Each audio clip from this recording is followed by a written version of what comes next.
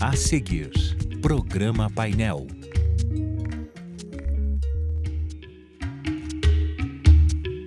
Boa noite, seja bem-vindo ao programa Painel que está começando hoje, terça-feira, 9 de julho de 2019. O primeiro semestre encerrado e é hora de fazer um balanço do que tem sido os novos governos. Sim, o governo federal e também o governo estadual. Pesquisa divulgada pelo Datafolha esta semana, por exemplo, mostra um país dividido em relação ao governo Bolsonaro. Ao mesmo tempo que 33% aprovam o governo, outros 33% desaprovam. Vamos saber o que os nossos convidados têm a dizer sobre política, economia e assuntos relacionados a questões sociais. Estamos ao vivo pela UPF-TV no canal 4 aberto e no canal 14 da NET. O painel também é transmitido pela rede de rádios UPF, no Facebook e no site da UPF-TV. Participe você também. Programa Painel. Apresentação: Zumara Colucci.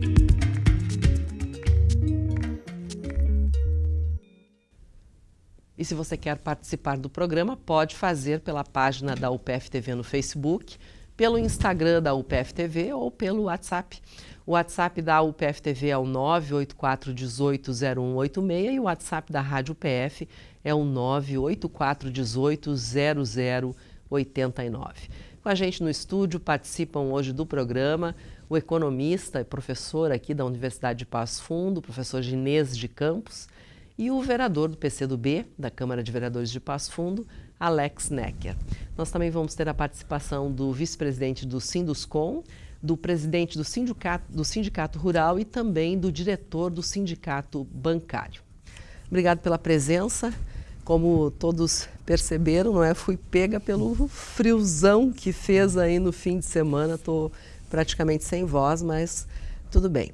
Bom, 6 meses se passaram, Ginês.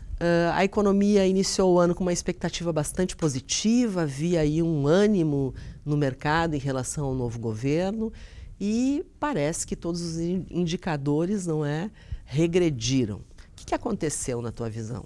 Olha, o processo eleitoral ele foi muito acirrado, né, e, consequentemente, dividiu o país entre aqueles que optaram pela candidatura do Bolsonaro e aqueles que queriam, obviamente, uma outra escolha, né? E muita expectativa se criou, né? É importante salientar que, do ponto de vista fiscal, portanto, do ponto de vista das contas públicas, o governo anterior deixou uma herança desastrosa.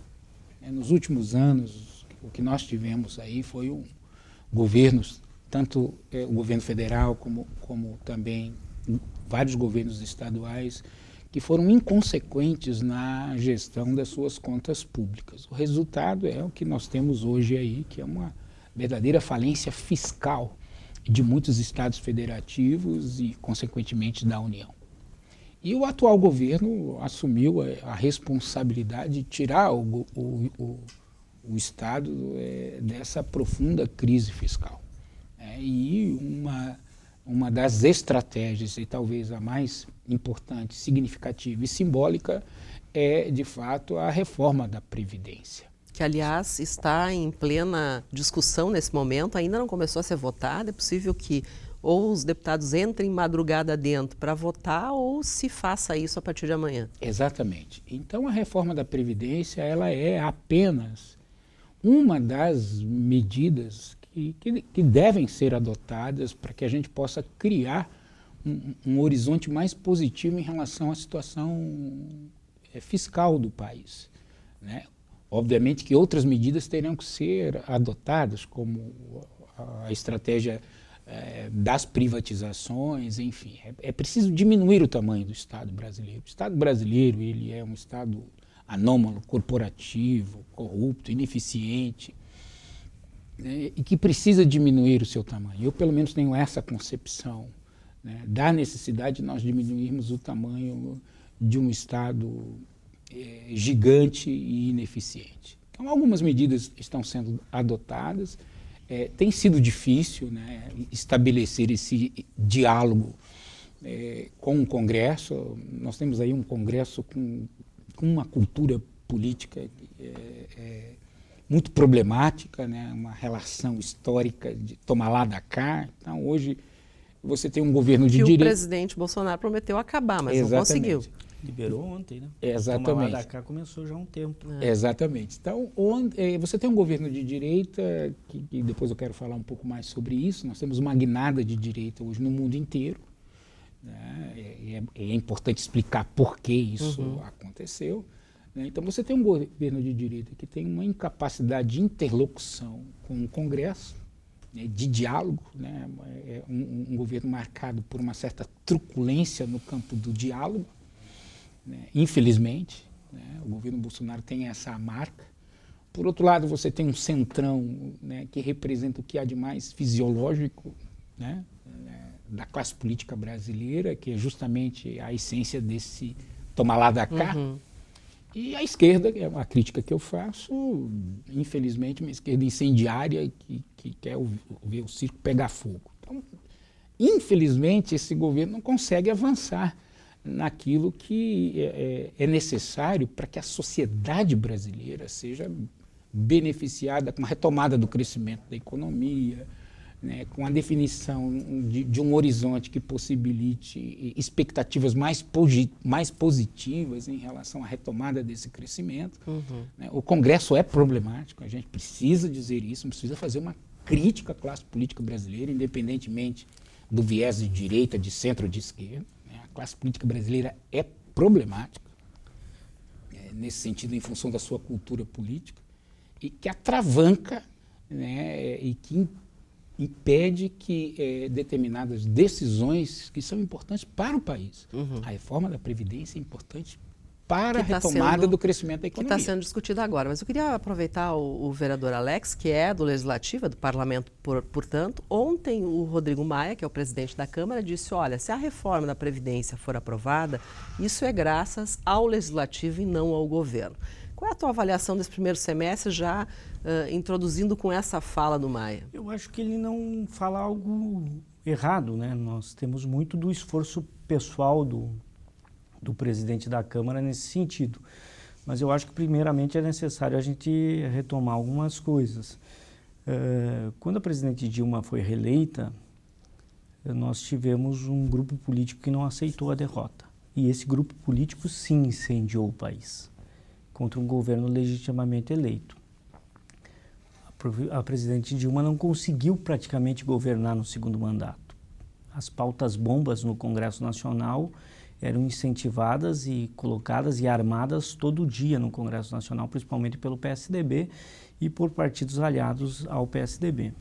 Nós vimos um desgaste de um governo popular, que eu volto a dizer, eleito legitimamente, e que tinha um projeto para o país. E eu lembro até hoje que o processo todo é muito presente na memória de cada um, mas uma frase que me lembra muito era: tiramos a Dilma e o PIB dobra. E nós temos visto, desde a saída da presidente Dilma, exatamente o contrário. Nós estamos nos 6 meses do governo Bolsonaro e o número de revisões do Produto Interno Bruto, do cálculo do Produto Interno Bruto, chegou à 13ª ou 14ª redução. Então isso demonstra que o Brasil ele fez uma opção equivocada do processo de ruptura democrática que levou nós a uma situação onde o país não consegue retomar o crescimento. E, ouso eu dizer, dificilmente retomará o crescimento pelas medidas que o atual governo vem tomando. Eu, pessoalmente, tenho uma discordância enorme com a pauta econômica que o governo vem criando. A reforma da Previdência, para mim, não é a prioridade de um projeto de crescimento econômico e de retomada de crescimento, de geração de emprego e renda.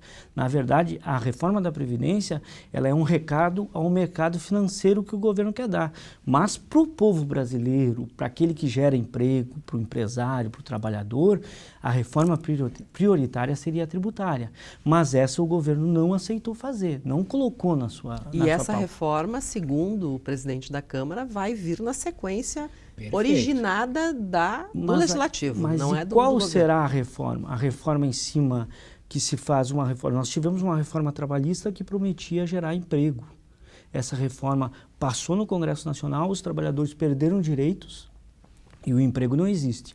Hoje, grande parte daquilo que se ventila do problema da Previdência é gerado exatamente porque nós não temos trabalhadores que contribuem para a Previdência, porque a grande massa trabalhadora que está desempregada não está contribuindo para a Previdência. Como é que tu modifica o quadro da Previdência? Gerando emprego, renda e contribuições. Então, esse é um ponto que eu destaco. Essa reforma ela não é a prioridade para a geração de emprego e renda no Brasil. Ela é a prioridade para o setor econômico financeiro do capital internacional, para garantir que o governo tenha recursos para continuar pagando os juros da dívida pública. É por isso que a reforma da Previdência está sendo feita. De outra forma, eu não consigo entender essa dicotomia com o Congresso Nacional, porque a grande maioria dos parlamentares que hoje estão no Congresso Nacional fizeram campanha e apoiaram a candidatura do presidente Bolsonaro. Então, ele não pode dizer que desconhece essas relações. Ele é advindo do meio. Claro, que do meio com a capacidade dele, né? 30 anos de vida pública, 2 projetos. Mas tudo bem, ele é do meio. E ele foi eleito com o apoio da maioria expressiva do Congresso Nacional. Então, tem algo que não fecha nessas relações. Alex, vou te pedir licença um minutinho. Sim. A gente tem agora um depoimento do vice-presidente do Sinduscom, o Fernando Langaro. A gente vai ouvi-lo a respeito antes de fazer um intervalinho. No setor da construção civil, principalmente no setor imobiliário, ele é um termômetro um pouco complexo de ser medido, né? Se nós formos com base, por exemplo, que ele é o primeiro a sentir uma crise e ele é o último a retomar na retomada da economia, né? Nos 2 primeiros meses do ano, a gente sentiu um bom aumento na venda de imóveis, né? Principalmente em janeiro e fevereiro, que pegaram a mudança de governo, né? A mudança de governo traz muito otimismo para a população.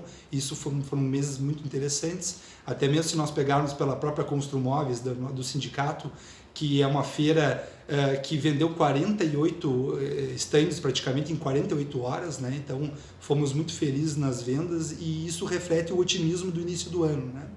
Após isso, a partir de março, a gente sentiu um mercado retraído pela incerteza política que assola o país, porque nós acreditamos que o governo atualmente está muito pautado na reforma da Previdência, que ela será a solução de todos os problemas econômicos do país.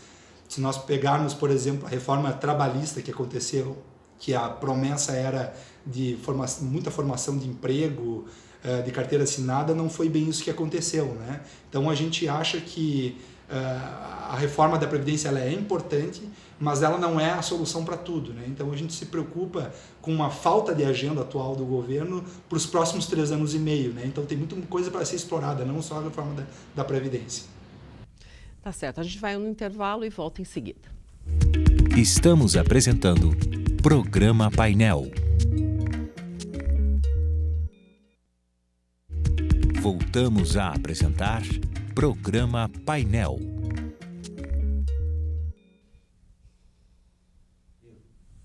Avaliação do primeiro semestre dos governos federal e também estadual na pauta de hoje do Programa Painel. Participe do programa acessando a página da UPF-TV no Facebook ou pelo WhatsApp. O WhatsApp da UPF-TV é o 984180186 e o WhatsApp da Rádio UPF é o 984180089. Com a gente no programa de hoje o professor Ginês de Campos, professor e economista aqui da Universidade de Passo Fundo, e o vereador Alex Necker, também de Passo Fundo. A gente tem ainda a análise de outras 2 lideranças sindicais de Passo Fundo, o presidente do Sindicato Rural e também, que é o Júlio Carlos Suzin, e um dos diretores do Sindicato dos Bancários de Passo Fundo, que é o Nelson Fazenda. Vamos assistir. Nossa opinião, pela maioria que a gente vê, a gente não esperava grandes investimentos, grande coisa. A gente espera a diminuição das leis que tem aí, esses impeditivos, que é uma amarração, essa insegurança jurídica que se tem, né? Isso aí que a gente espera.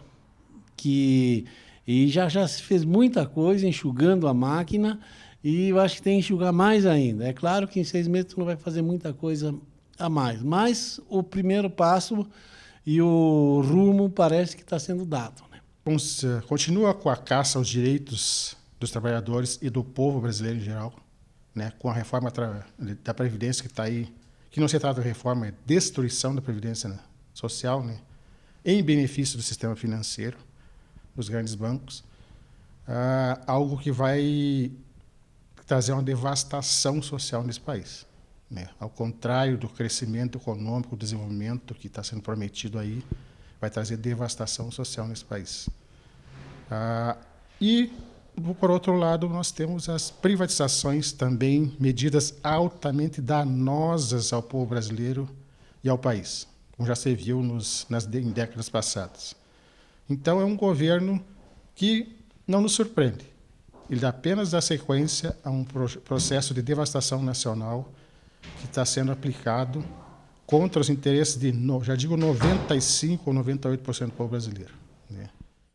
Agora, professor Ginês, está todo mundo apostando na reforma da Previdência como a solução para todos os problemas, não é? A impressão que se tem é que, aprovada a reforma, ela ainda passa pelo Senado, vai até o final do ano, mas aprovado, passado por todo esse processo, as coisas vão melhorar. De fato, vão? Olha, a gente não pode apostar todas as fichas na reforma da Previdência. Ela é importante, ela é fundamental do ponto de vista fiscal, do ponto de vista dos gastos públicos, né? É importante destacar aqui que a reforma da Previdência, isso foi um desafio enfrentado por vários países do mundo. A maioria dos países desenvolvidos tiveram que fazer sua reforma da Previdência, basicamente em função da ameaça da bomba relógio demográfica, né, que se discute hoje. Muitos demógrafos abordam essa temática, que tem a ver com a questão do processo de envelhecimento da população global, né, ou seja, da mudança da pirâmide demográfica, né. Nós teremos, nas próximas décadas, um maior número de pessoas idosas em detrimento do menor número de jovens, contribuindo para a sustentabilidade financeira do sistema previdenciário. Então, evidentemente, a reforma ela precisa ser feita, né. Muitas pessoas estão aí, obviamente, discutindo, porque serão prejudicadas, grande parte terá que assumir uma parcela desse custo, né, da reforma da Previdência, mas ela é fundamental, sim. Com o indicativo de aprovação da reforma, a economia retoma agora ou estamos num ano perdido? Não se pode criar expectativas que apenas a reforma da Previdência seja capaz de criar expectativas positivas, né? A reforma da tributária ela também é fundamental, né? Nós precisamos diminuir o tamanho desse Estado anacrônico, que é extremamente custoso, pesado para a sociedade, né? É importante destacar aqui que é o contribuinte que mantém essa máquina pública onerosa, corporativa, ineficaz, corrupta, né? Então, o Estado tem que diminuir de tamanho. Essa é a grande discussão, né? Quer dizer, é no mercado que está o crescimento da economia, é no mercado que está a geração de emprego. Trazendo para o Rio Grande do Sul, professor, o governo do Estado está fazendo isso, na sua opinião? Olha, infelizmente não, né? Só para você ter uma ideia, você tem 40 empresas públicas no Estado do Rio Grande do Sul, entre fundações e empresas estatais. Quer dizer, você tem uma estrutura, um aparato estatal monstruoso que precisa diminuir de tamanho. Eu sou plenamente favorável à privatização de muitas dessas empresas públicas ineficazes e ineficientes, né? Senão o Estado não vai retomar o crescimento econômico. Você tem um Estado que praticamente que arrecada hoje está comprometido com folha de pagamento, né? Então, se nós quisermos, de fato, a retomada dos investimentos e, consequentemente, do crescimento econômico do Estado do Rio Grande do Sul, nós precisamos diminuir o tamanho do Estado, né? Infelizmente, esse aparato estatal gigantesco cresceu ao longo de décadas e ele é ineficiente, né? E ele é corporativo. Então, não tem outra alternativa, por mais que muitas pessoas não gostem dessa digamos, opção que é as privatizações, no Estado do Rio Grande do Sul não haverá outra alternativa. Já começou, não é? Porque 3, pelo menos, serão... Sem dúvida nenhuma, né? Esse é o caminho, né, de diminuir o tamanho do Estado para que se tenha recursos suficientes para você investir em educação, para você investir em infraestrutura, em áreas essenciais e na retomada do crescimento da economia, que só é possível com recursos destinados a investimentos de infraestrutura. Agora, vereador Alex Necker, como é que o senhor tem acompanhado o governo do Estado? Porque parece que ele está meio ofuscado em relação ao cenário nacional, que parece aparecer mais do que o Estado. Que eu acho assim, eu acho que tem certas receitas que muitas vezes elas servem para fazer bolo, fazer pratos, né? A culinária, ela trabalha muito com receita. A receita eu faço assim, eu boto chocolate, eu misturo açúcar, fermento e sai um bolo e normalmente é gostoso se eu seguir a receita. As privatizações nós já vimos onde que deram. O estado do Rio Grande do Sul é um exemplo disso. Nós tivemos o governo Brito que privatizou boa parte do patrimônio dos gaúchos. Anunciou aos 4 cantos do mundo que estava encerrada a dívida do estado do Rio Grande do Sul. Passado pouquíssimos anos, a dívida bateu a porta do estado, aumentou, triplicou, nós assinamos um plano com o governo federal e essa dívida só aumenta. E agora nós vemos o governo Eduardo Leite apresentar o novo plano, a nova saída, a nova receita, que é a mesma do passado, de privatizações, dizendo que isso vai salvar o estado do Rio Grande do Sul.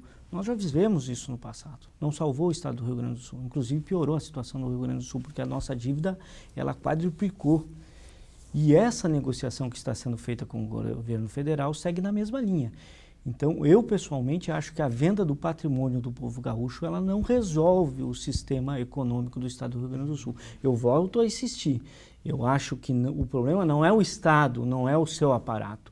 O problema é que se utiliza de um mecanismo de ataque ao Estado e aquilo que ele produz para a população para se galgar ganhos próprios e privados com a privatização e, desta forma, enfraquecer a autonomia do Estado. O que nós faremos no futuro para intervir economicamente em benefício do Estado do Rio Grande do Sul, se nós não teremos mais aparatos para isso?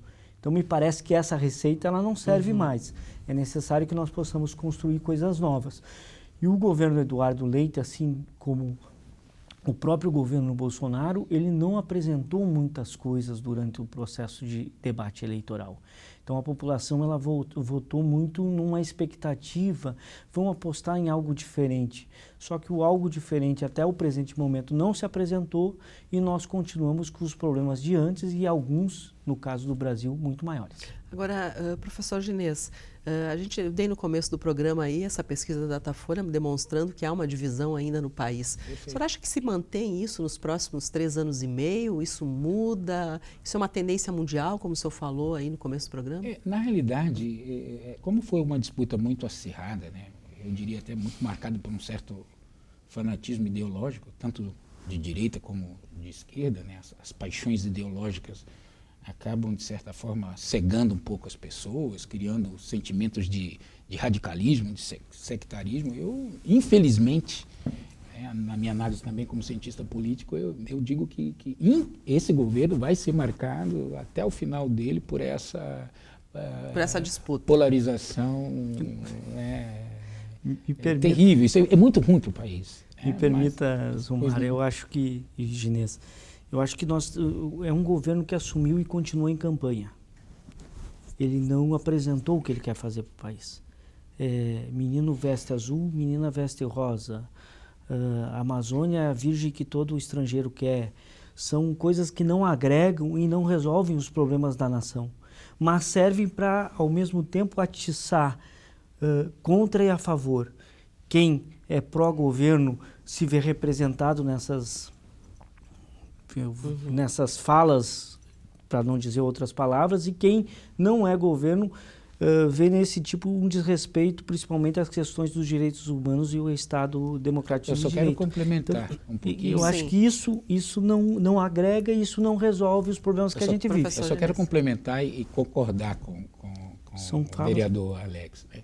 Não só o governo que está aí continua em campanha, como a oposição também continua em campanha. Então, esse é o problema. Né? Não é só o governo que está. A oposição foi eleita para fazer oposição e fiscalizar. Mas ela quem tem que governar é quem foi eleito para governar. Também em campanha de forma incendiária e em alguns aspectos até inconsequente. Qual é o papel, então? Boicotando certos encaminhamentos que são fundamentais do país. Com 138 deputados na Câmara Federal, não é possível boicotar nada. Rapidamente, a gente está encerrando o programa, mas qual é o papel das lideranças políticas? Rapidamente, numa palavra. Olha, é importante o diálogo. Eu acho que o que está faltando hoje é diálogo. Né? Eu acho que a oposição faz o seu papel, a situação faz o seu papel. Agora, nós vivemos um acirramento tão radical que não leva a lugar nenhum. Que não leva a lugar nenhum. São pautas importantes para a sociedade. Sim. Né? O diálogo também é importante? O diálogo é importante, vereador? só que o importante é o diálogo franco e verdadeiro. Quando se mistifica certas questões, eu pego a reforma da Previdência, por exemplo. Estamos encerrando. Rapidamente, Zumar. A reforma da Previdência, o governo se negou a apresentar os dados econômicos para debater na Comissão de Constituição e Justiça. Isso é um diálogo franco e verdadeiro de quem quer mudar e avançar o país? Então, diálogo franco Não é a sua opinião? Não é. Tá certo. Infelizmente, o programa encerrou. Obrigado pela sua audiência. A gente volta na próxima semana. Lembrando que amanhã tem reprise às 11 horas da noite e também na quinta-feira às 10 horas da noite. Até lá.